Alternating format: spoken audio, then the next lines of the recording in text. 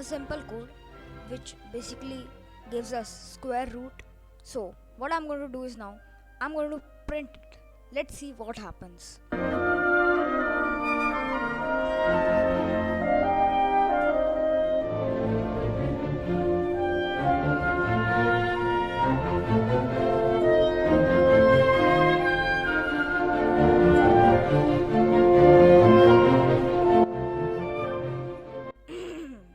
Checkmate.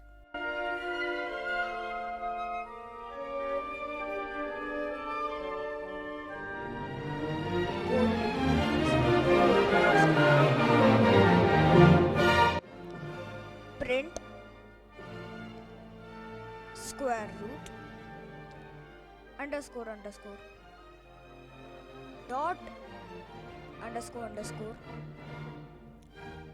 doc underscore underscore, and if we run that, what we'll get is the docstring, which is takes in a number x, returns the square root of x.